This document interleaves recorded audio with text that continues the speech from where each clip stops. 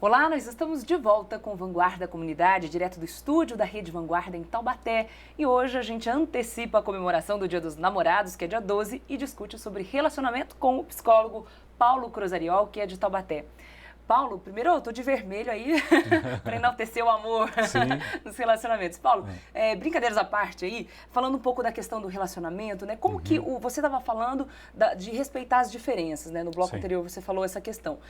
Como você respeitar essas diferenças e você ter um bom relacionamento, que num relacionamento todo mundo fala, tem uma hora que você tem que ceder, tem uma hora que o outro cede, e cada um respeitando a sua individualidade. Para dar certo tem que ser assim. Sim. Seria a receita para dar certo. Sim. Mas como fazer isso? Porque é o mais difícil, porque as pessoas são diferentes, elas pensam diferentes, elas gostariam que o outro agisse diferente. Como que a gente consegue manter um bom relacionamento e lidar com tudo isso? Sim. Veja, não tem como eu buscar um relacionamento verdadeiro, bacana, se eu não me conhecer minimamente. Tá? Então, o desafio do relacionamento é esse. Eu preciso me constituir como pessoa, como indivíduo, ou seja, como um ser inteiro, porque é esse ser inteiro que vai se relacionar com o outro inteiro. Então, aquela história de cara metade da laranja, né? Não funciona muito no relacionamento.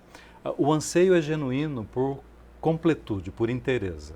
Por isso, o relacionamento ele é tão fundamental no contexto humano. É um anseio legítimo, todos nós ansiamos pelo relacionamento, todos nós buscamos o amor na nossa vida, claro. Não é? E é legítimo isso, primeiro porque a biologia, a natureza colocou isso em nós. Né? Como indivíduos nós vamos nos reproduzir, ou seja, a espécie vai se reproduzir. Mas no humano existe um contexto diferenciado, por exemplo, a questão do ciúme. Tá? Muitas vezes me perguntam assim, mas sentir ciúme é legal? Faz bem para o relacionamento? Faz mal? Eu digo assim, que ciúme é natural. Então, quem tem mais de um cachorro sabe disso direitinho. Eu tenho 4 Fox Paulistinha. Né? Então, estou lá sentado, estou lendo numa boa, estão os 4 sentados do lado. Né? Se eu começo a acariciar um deles, na hora, já vem 2, já vem 3. E não é porque eles ficam empurrando, ou seja, eles ficam com ciúme daquilo que está acontecendo.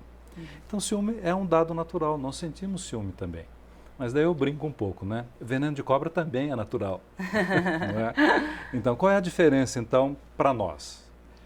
Não é deixar de sentir o que eu sinto. É o como eu lido com o que eu sinto que faz toda a diferença. Tá? Então, eu posso sentir raiva, eu posso sentir ciúme, eu posso sentir inveja até. Mas é o quanto isso me possui ou o quanto sou o sujeito que sente isso. Tá? Então, se eu for o senhor dessa emoção, aí tudo bem, eu vou aprender a trabalhar com ela. Eu vou ter uma gestão desse emocional. Mas se eu sou possuído pelo emocional, aí normalmente acontece caca, né? Não vai bem. Aí daí. É briga, discussão. Aí é briga, discussão. Então, eu preciso me construir como esse indivíduo. Isso vai pressupor que eu me aceite na minha natureza, que eu conheça o que falta em mim, quais são os meus anseios, quais são os meus sonhos, para que eu me entenda como pessoa. Porque é essa pessoa que vai reconhecer também essa mesma natureza no outro. Senão, na verdade, o outro fica só uma expectativa de mim mesmo, né? Eu quero que o outro seja igual a mim. Eu brinco um pouco dizendo assim, se eu idealizo a mim mesmo, eu sou neurótico. Mas se eu idealizo o outro, eu sou psicótico. Não é? Porque não tem como eu idealizar como o outro deve ser. Claro. Eu preciso aprender a me aceitar e aceitar o outro. É a partir daí, desse respeito mútuo pela diferença. E o gostoso é isso, não é, Michele? O gostoso é que existe uma troca entre as diferenças. Né? E, Paulo, você falou do se conhecer, né? Como que a gente se conhece? Sim. Só por meio da terapia, da análise ou não? Ideal que nós tivéssemos uma educação psicológica nas escolas, que fornecesse minimamente algumas ferramentas de conhecimento psicológico, de entender um pouco sobre isso tudo que a gente está conversando aqui. Infelizmente, isso não existe.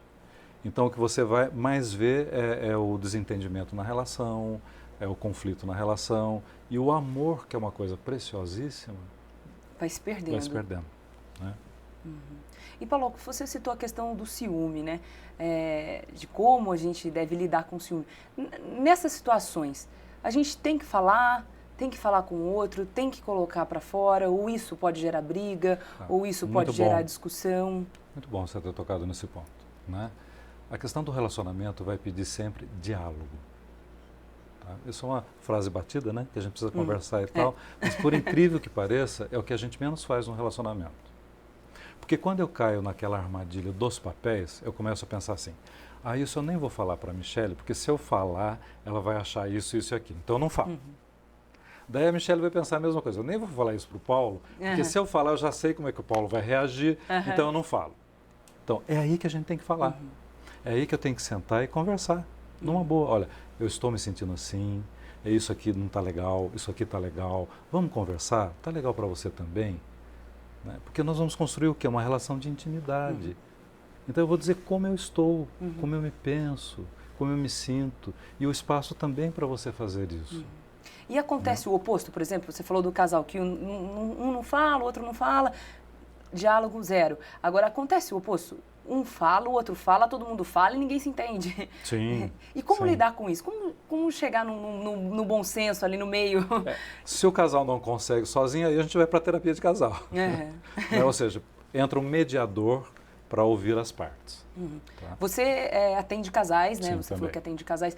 Como que funciona, no caso, a terapia? A terapia é indicada realmente para quem não consegue dialogar, para os casais que não conseguem dialogar, é isso?